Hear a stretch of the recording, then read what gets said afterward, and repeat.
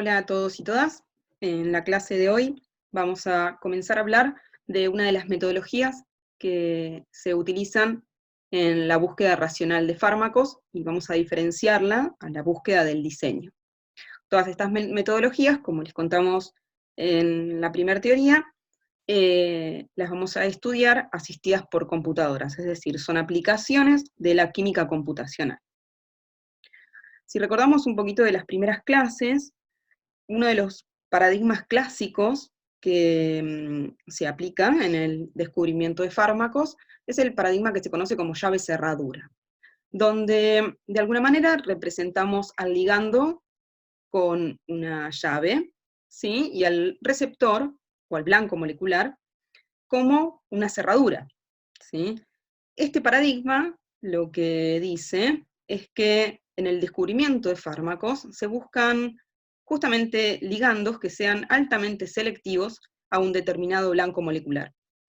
Si bien existen otros paradigmas, nosotros en la asignatura vamos a estudiar los diferentes métodos en base a este. Después tendrán posibilidad de cursar, si desean, la asignatura electiva, donde hablaremos sobre los paradigmas actuales que se están dando en el descubrimiento de fármacos. Entonces, relacionando con este paradigma, es que existen dos técnicas o dos enfoques, podemos decir, ¿sí?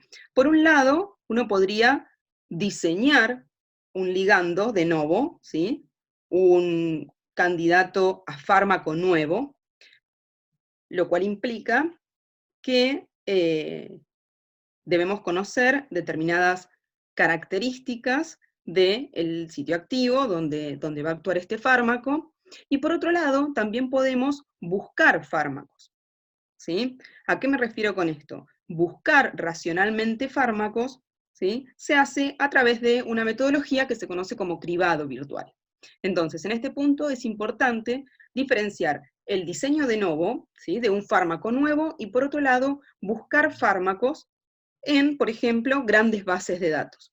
A mí me gusta representarlo, en el caso del diseño, sería construir una llave de cero, una llave nueva, que encaje en una cerradura, y por otro lado, buscar racionalmente sería buscar en una caja donde se encuentran un montón de llaves, cuál es la que encaja perfectamente con la cerradura correspondiente.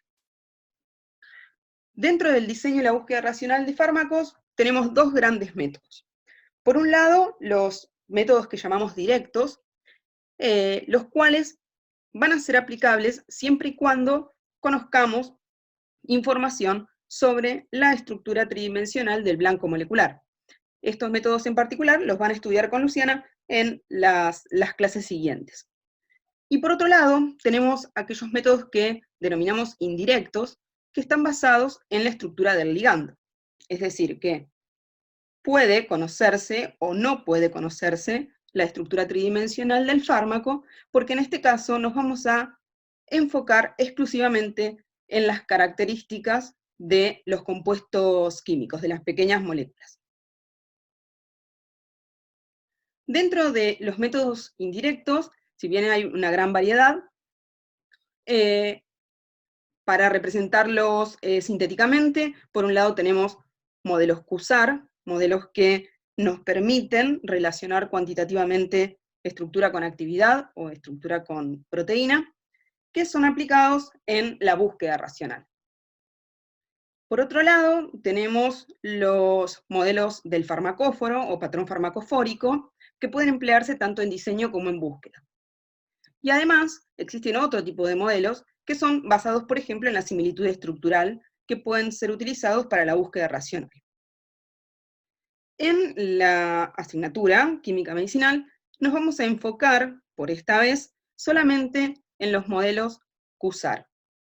Por una cuestión de tiempo y por las limitaciones que tenemos en realizar los trabajos prácticos, es que acotamos los contenidos solamente hacia modelos QSAR.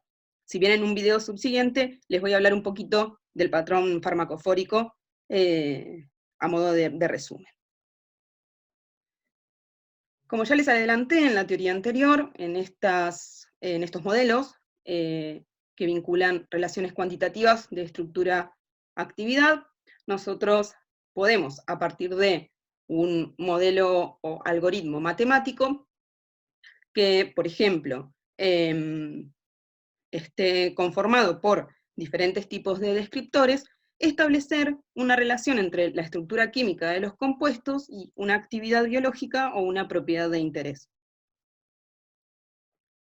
Ahora bien, ¿qué es un modelo? Porque yo vengo hablándoles de modelos farmacofóricos, de modelos QSAR o basados en similitud. Los modelos básicamente son representaciones abstractas, conceptuales, que ya pueden ser gráficas o puede ser un modelo matemático que, perdón, que nos está modelando algún tipo de fenómeno, de un proceso o de un sistema, y que tienen como objetivo ayudarnos a describir y a explicar o simular diferentes procedimientos o procesos, ¿sí? Lo importante de esto es que un modelo justamente es un reflejo, ¿sí?, de lo que uno esperaría que ocurra en la realidad. Bien, ¿y cómo hacemos para relacionar la estructura química con una propiedad o una actividad biológica de interés? En los modelos QSAR utilizamos algoritmos o funciones matemáticas donde podemos vincular a partir de los descriptores, que son nuestras variables numéricas, que van a caracterizar propiedades de las moléculas, una función, ¿sí? Es decir, podemos generar una función matemática que nos vincule la actividad biológica o la propiedad en función de las propiedades químicas, estructurales o moleculares de los compuestos. En líneas generales, entonces, según lo que habíamos estudiado en la clase anterior respecto a los descriptores, podríamos clasificar a las metodologías QSAR en dos grupos. En aquellas metodologías que utilizan descriptores de baja dimensionalidad, como metodologías QSAR 2D, o modelos, ¿sí?, QSAR de alta dimensionalidad, es decir, que involucran descriptores que dependen de la conformación que adopta la estructura en el espacio.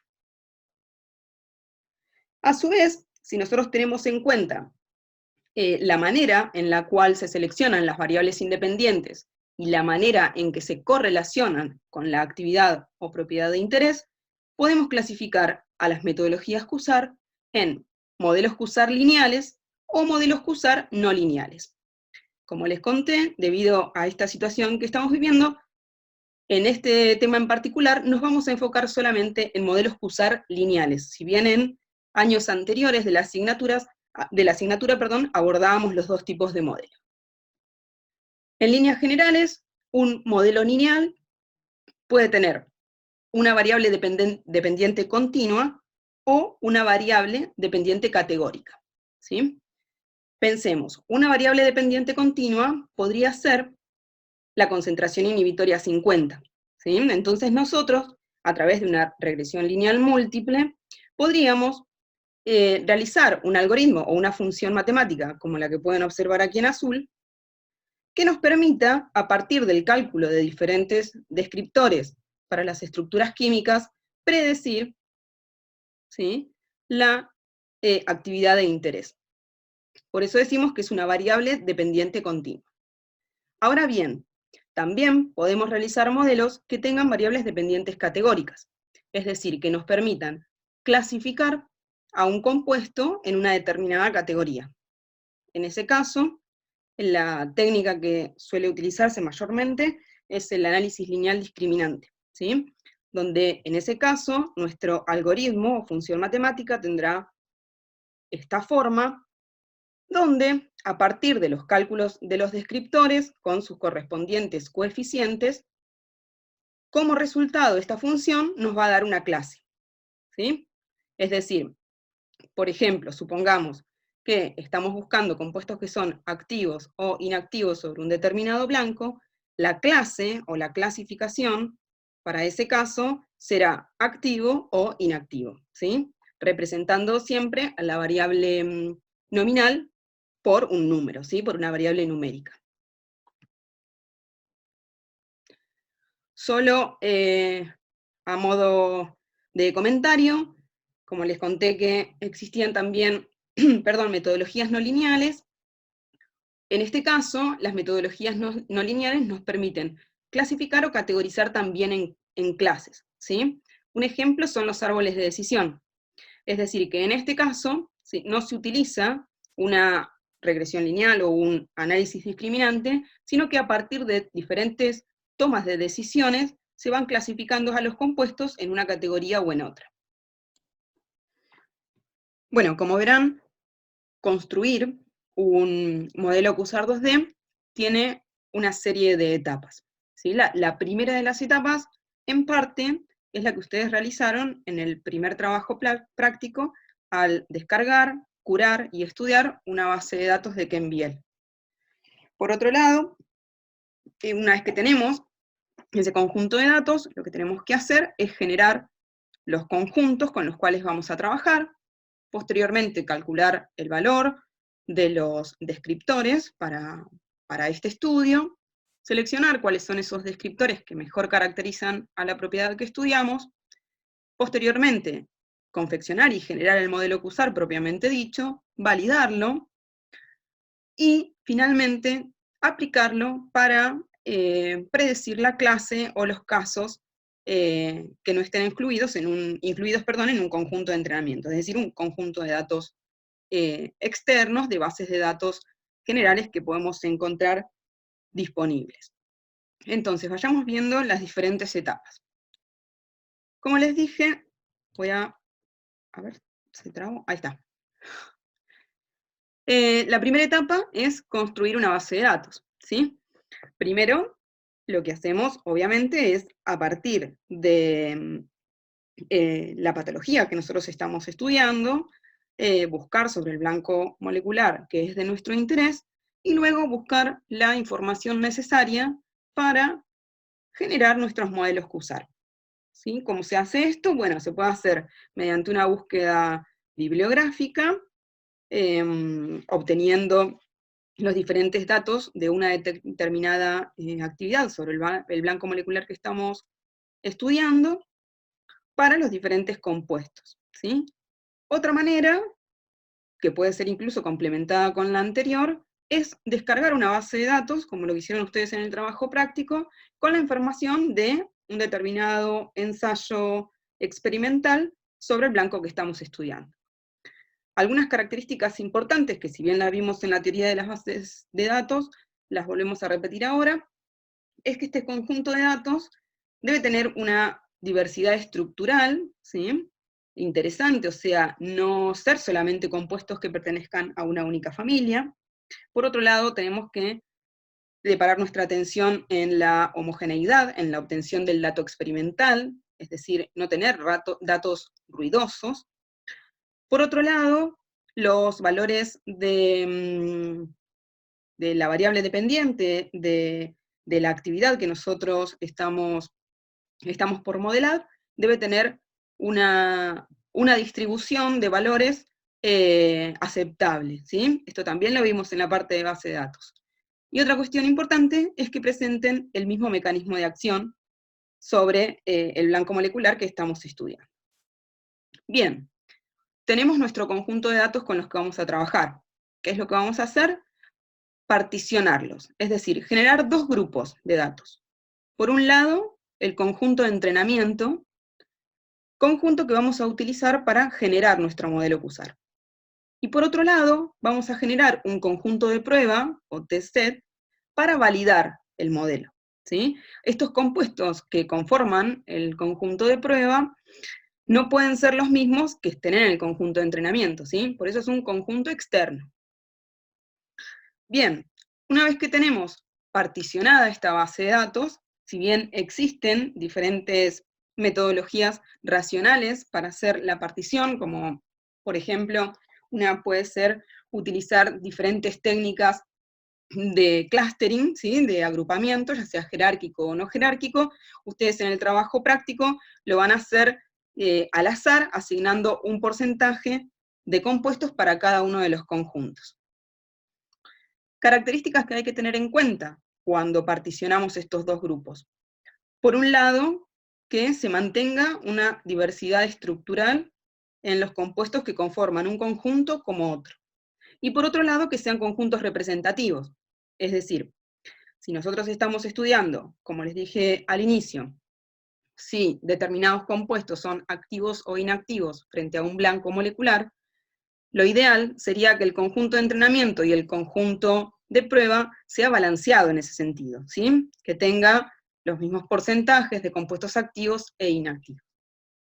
Bien, una vez que particionamos nuestra base de datos y tenemos el conjunto de entrenamiento y el conjunto de prueba, el siguiente paso es calcular los descriptores. Como les dije en la primera teoría, o en la anterior en realidad, tenemos descriptores que son independientes de la conformación espacial, y hay descriptores que son dependientes de la conformación espacial. Dependiendo del tipo de descriptores que nosotros incluyamos en el modelo, es el tratamiento previo que le tenemos que hacer a las estructuras químicas, ¿sí? Ustedes saben bien que en los descriptores tridimensionales, al depender de la conformación, nosotros vamos a tener que hacer una optimización y una minimización de las estructuras químicas de cada uno de estos ligandos que estamos incluyendo en el conjunto de entrenamiento. Sin embargo, en el caso de descriptores independientes de la conformación, esto no sería necesario. Una vez que definimos esto, entonces quería mencionarles que hay diferentes programas de cálculo de descriptores. Todos son con una gran cantidad de descriptores disponibles. En particular, ustedes, como van a modelar utilizando como entorno Canaim, van a utilizar un paquete que se llama RDKit, ¿sí? Pero tengan en cuenta de que hay muchísimos programas que nos permiten hacer el cálculo de este tipo de descriptores.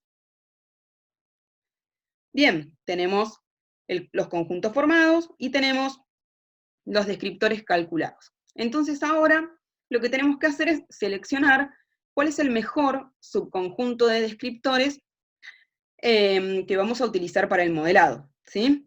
Generalmente todos estos métodos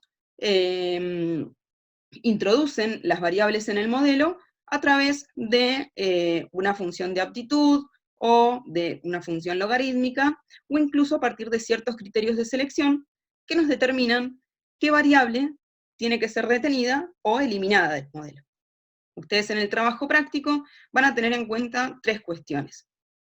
Primero, vamos a eliminar descriptores que sean redundantes, ¿sí? Que nos estén dando información sobre lo mismo, básicamente.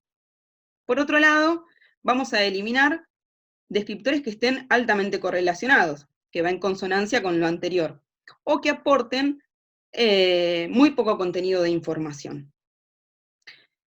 Por otro lado, lo que vamos a hacer es seleccionar aquellos descriptores que tengan una baja varianza. ¿Cómo hacemos esto? Bueno, básicamente lo que vamos a hacer es una correlación lineal, y luego filtramos aquellos descriptores que estén altamente correlacionados. ¿Cómo se hace esto? A través de una matriz de correlación. Y por otro lado, vamos a deparar nuestra atención en que los coeficientes de estos descriptores sean estadísticamente significativos. En detalle, estas cuestiones las vamos a ver luego en el trabajo práctico. Bien, una vez que tenemos los descriptores calculados, entonces pasamos a generar nuestro modelo. Recordemos esto, siempre el modelo lo generamos a partir del conjunto de entrenamiento.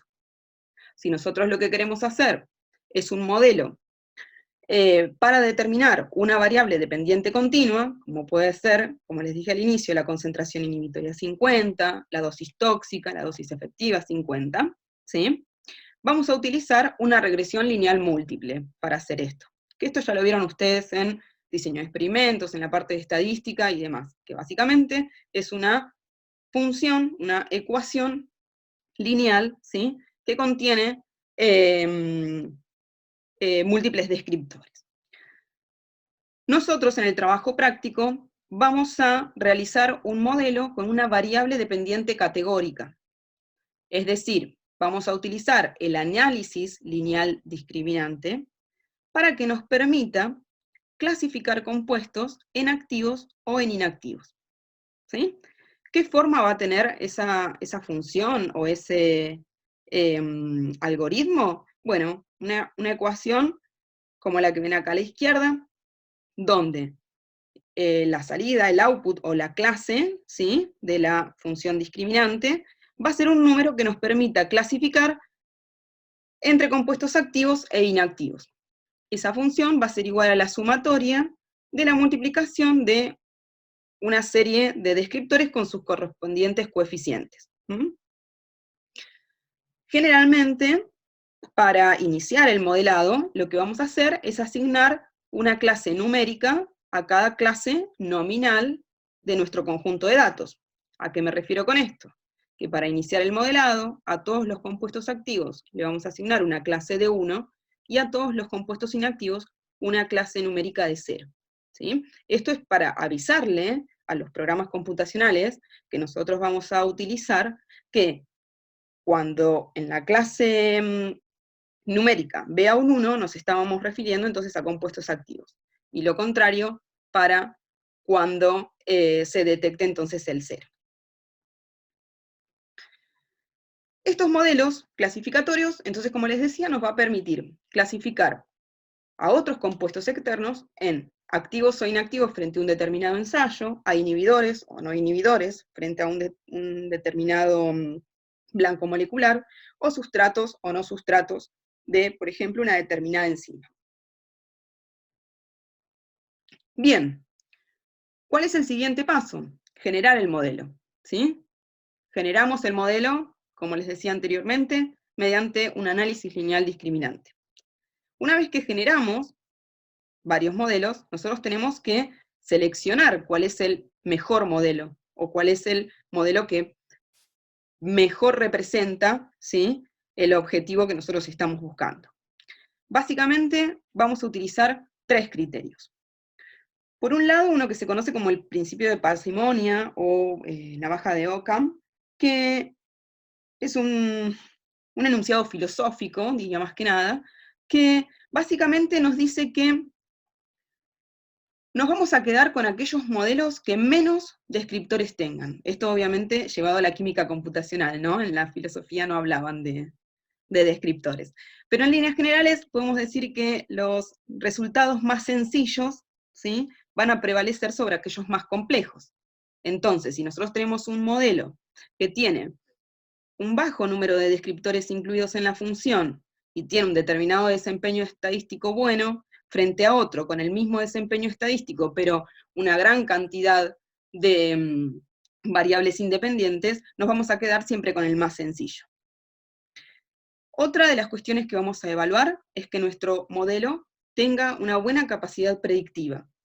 ¿Cómo lo vamos a hacer esto? Probando el modelo que generamos en un conjunto de prueba, en un conjunto de datos externos, ¿sí? Es decir, ver que el modelo QSAR que generamos tiene la capacidad de predecir la actividad de compuestos que no fueron incluidos en el conjunto de entrenamiento, pero los cuales nosotros ya conocemos la actividad experimental. Entonces nos va a permitir saber si está prediciendo bien o mal la actividad de interés. Y por otro lado, ya sobre el final de la clase, les voy a hablar de otro parámetro que vamos a evaluar, que es el sobreajuste, o también conocido como overfitting, ¿sí? Esto básicamente habla sobre una memorización que puede tener el modelo sobre los datos que utilizamos para modelar. Pero sobre esto vamos a ir hacia el final de la clase. Las técnicas más utilizadas para validar modelos QSAR, las más sencillas, son las que les voy a mencionar a continuación. Las vamos a clasificar en metodologías de validación interna, porque las vamos a aplicar solamente sobre los datos del conjunto de entrenamiento. Y metodologías de validación externa, porque la vamos a utilizar sobre el test set o conjunto de prueba, ¿sí? Dentro de la validación interna les voy a explicar 2 técnicas. Una que se conoce como validación cruzada, cuyas 2 subcategorías o 2 submetodologías se conocen como leave group out o leave one out, es decir, dejar un grupo afuera o, sacar un grupo afuera o sacar de a uno. Y por otro lado, un ensayo o test de aleatorización o de randomización. Insisto en que las metodologías de validación interna las vamos a realizar sobre el conjunto de entrenamiento. Esto nos va a permitir evaluar de alguna manera la robustez que tiene nuestro modelo QSAR. Por otro lado, lo que vamos a hacer es evaluar la predicción, es decir, si nuestro modelo QSAR puede predecir el valor de la variable dependiente para un conjunto de prueba que es totalmente diferente al conjunto de entrenamiento. ¿En qué consiste la validación cruzada? ¿Sí? Acá vamos a ver un ejemplo de Leave Group Out, ¿sí? Es decir, sacar un grupo del conjunto de entrenamiento y volver a generar nuestro modelo. Se los voy a explicar con estas bolitas verdes y rojas. Las bolitas verdes están representando compuestos activos de nuestro conjunto de entrenamiento, y las rojas compuestos inactivos, ¿sí? Pensemos que cada una de ellas está representando a un compuesto del conjunto de entrenamiento. En un primer paso, lo que vamos a hacer es separar, ¿sí?, algunos compuestos de nuestro conjunto de entrenamiento. Por ejemplo, en este caso, yo voy a hacer un leave group out de 4, es decir, voy a sacar 4 compuestos, ¿sí?, de mi conjunto de entrenamiento, y entonces ahora voy a tener los 4 compuestos que saqué, que los voy a llamar datos de prueba, y los compuestos restantes son mis datos de entrenamiento. ¿Qué es lo que voy a hacer? Con estos datos de entrenamiento voy a generar mi modelo QSAR. Y luego voy a predecir la actividad, o la clasificación, perdón, de estos datos de prueba. ¿Sí? En un segundo paso, vuelvo a ingresar estos que había sacado en la primera vuelta, ¿sí?, y saco otros compuestos, otros 4 compuestos. Y hago lo mismo con los compuestos que extraje, los reservo como datos de prueba, y con los compuestos que quedan, a los que llamo datos de entrenamiento, voy a generar mi modelo QSAR. Y luego predigo la clasificación de estos que saqué, ¿sí? Esto se repite de manera iterada hasta que logré remover todos los compuestos del conjunto de entrenamiento al menos una vez. Una vez que removí todos los compuestos y realicé la evaluación, entonces allí lo que voy a hacer es evaluar el desempeño de esos modelos que yo generé por esta metodología. ¿Uno qué esperaría? Que si nuestro modelo, ¿sí?, original, el que hicimos con el conjunto de entrenamiento original, es robusto, el desempeño de cada uno de los submodelos que yo fui generando en las validaciones cruzadas, después cuando saqué este, exacto, y así sucesivamente, se comporte de manera similar al modelo original que yo generé con este conjunto de datos. ¿Sí? Eso nos estaría dando información sobre el buen desempeño. ¿Qué parámetro voy a utilizar? Voy a utilizar un parámetro que lo llamamos porcentaje de buenas clasificaciones. Es decir, cuántos compuestos de los datos de prueba clasifica correctamente del total que tiene. Esto después, no se preocupen que lo vamos a volver a ver en detalle en las consultas sincrónicas, como también en la parte de los trabajos prácticos. La otra validación interna que vamos a realizar es un test de aleatorización o randomización. Acá tenemos otra vez las bolitas, y tenemos en verde los compuestos activos que tienen la clase numérica 1, y los rojos son los inactivos con su clase numérica 0. ¿Sí? Este es nuestro modelo original, nuestro conjunto de entrenamiento. En un primer paso, lo que hacemos es justamente aleatorizar el valor de esa clase numérica al azar, ¿sí? En todos los compuestos. Por ejemplo, yo sé que el compuesto número 1, ¿sí?, es activo, lo que hago es cambiarle, ¿sí?, la clasificación, decirle que es inactivo. Esto lo voy haciendo asignándole al azar la categoría correspondiente durante una serie de veces, ¿sí?, aleatorizando la variable numérica de manera continua, ¿sí?, cuantas más veces pueda. Entonces genero un modelo, cambio la variable, genero otro modelo, cambio la variable, y entonces, ¿qué esperaríamos?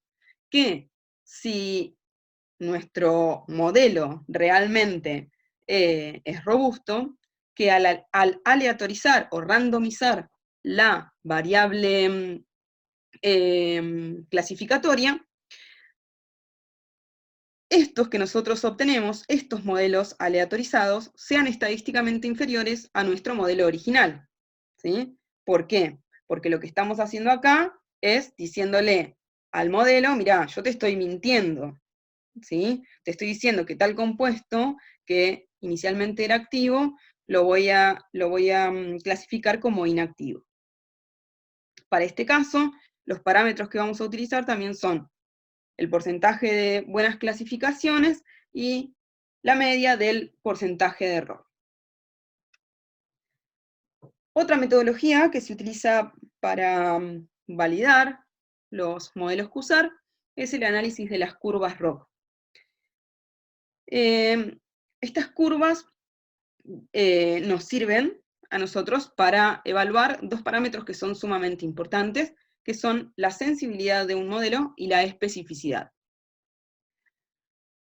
¿Cómo se construyen estas curvas ROC? Bueno, en principio, hacemos una matriz, que en esto imagino que estarán ya familiarizados, que la habrán visto, donde vamos a tener en la parte superior el valor real, el valor experimental, ¿sí?, de la variable que estamos estudiando, del ensayo que estamos realizando, y en esta columna el valor predicho por el modelo que usar.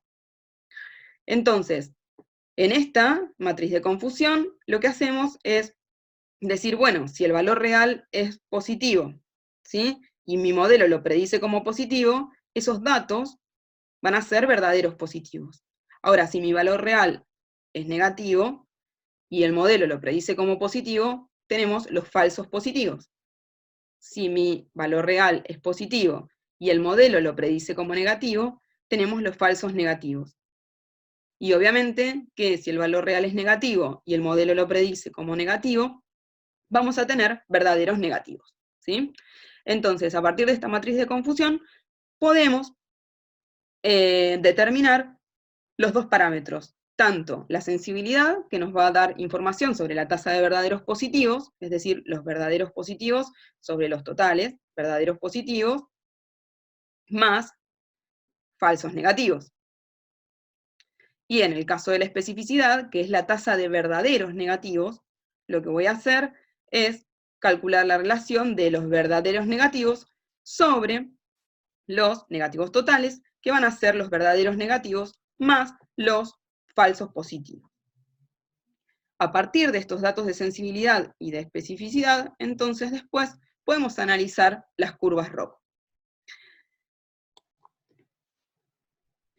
Entonces, como les contaba, el parámetro que se utiliza para evaluar el comportamiento de un conjunto de datos a partir de la curva ROC es el área bajo la curva ROC.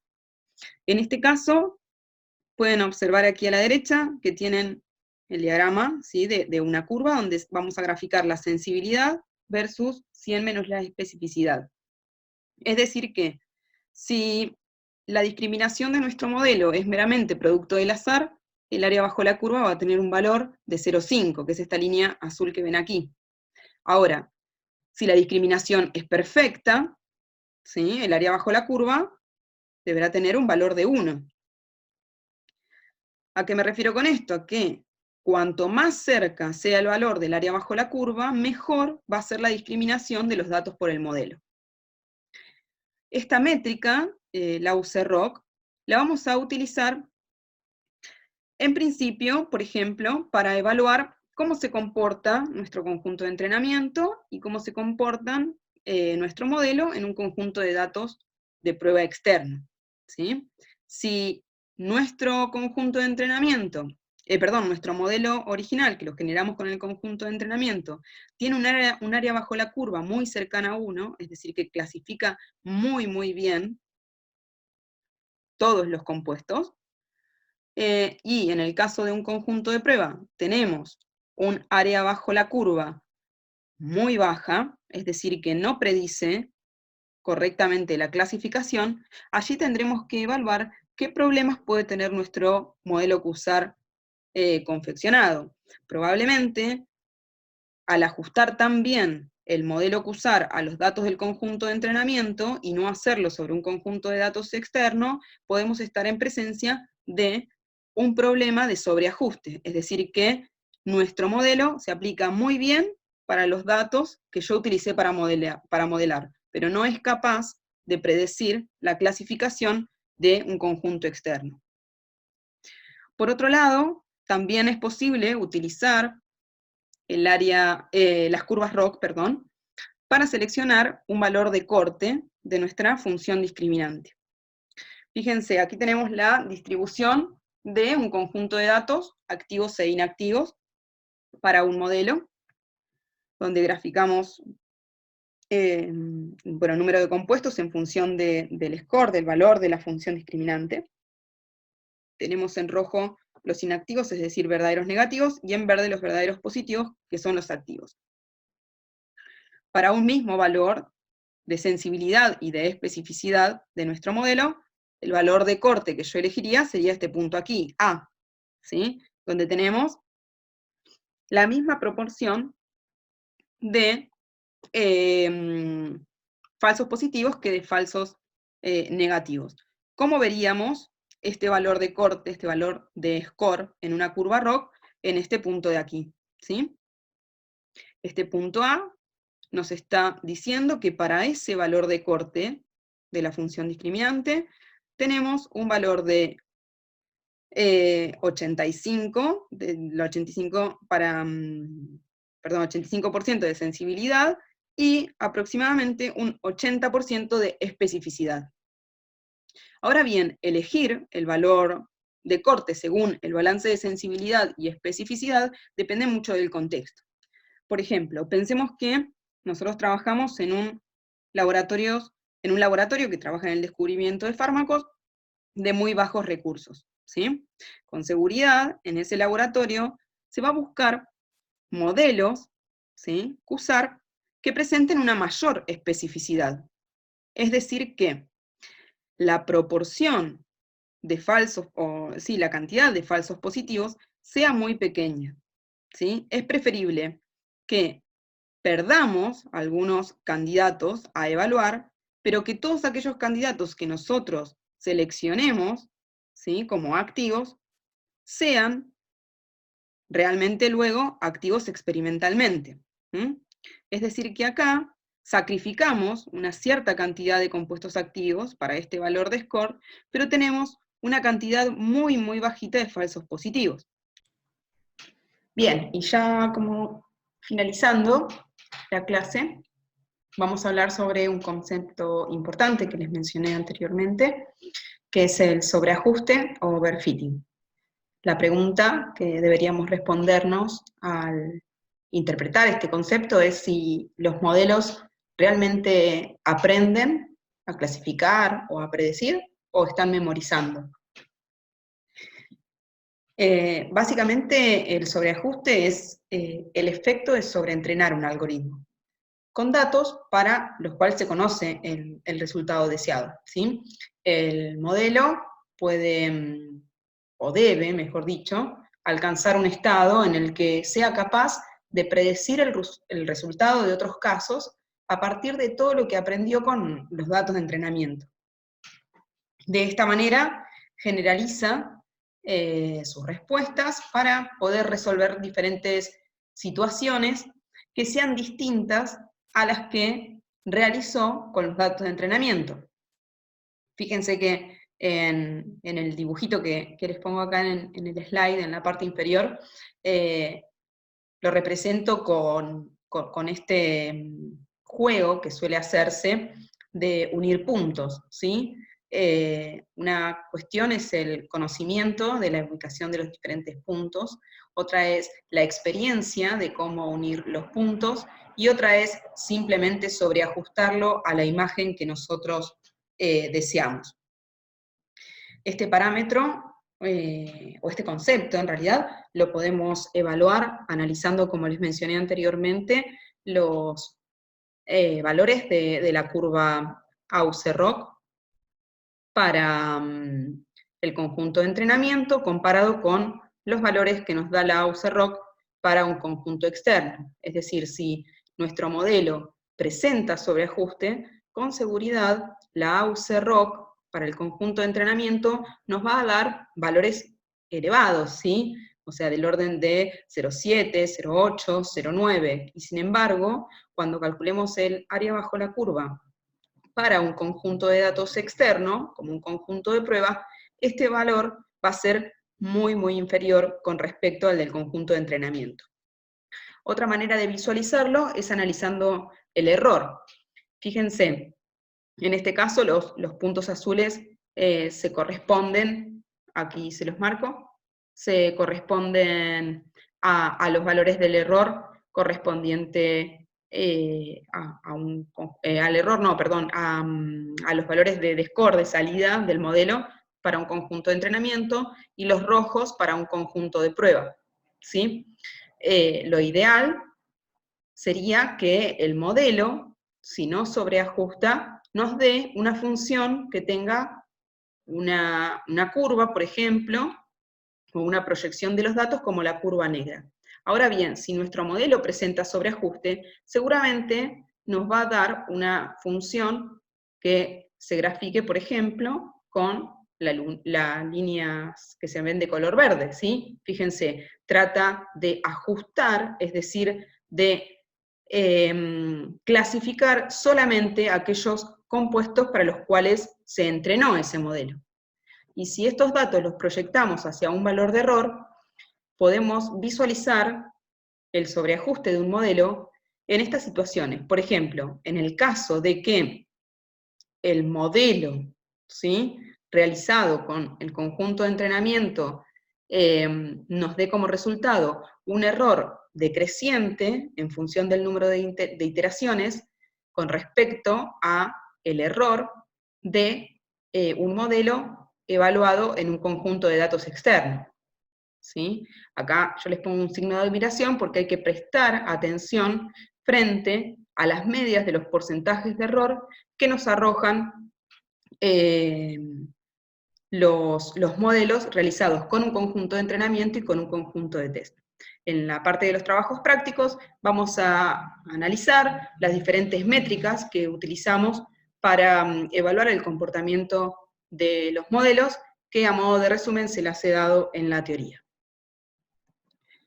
Bueno, y una vez que ya generamos el modelo, que ya lo validamos, que elegimos nuestro valor de score, el último paso sería aplicar nuestro modelo QSAR 2D para predecir aquellos casos que no están incluidos en el conjunto de entrenamiento y, por ejemplo, aplicar nuestros modelos a una base de datos externa con el fin de realizar un cribado o tamizado virtual de estas bases.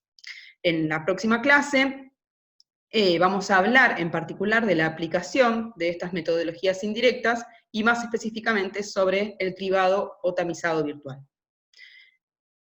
Aquí les dejo, a modo de resumen, un diagrama que también lo tienen en el libro de cátedra. Nosotros insistimos en que ustedes miren los videos luego de haber leído el capítulo del libro, para este tema que estuvimos charlando en el día de hoy.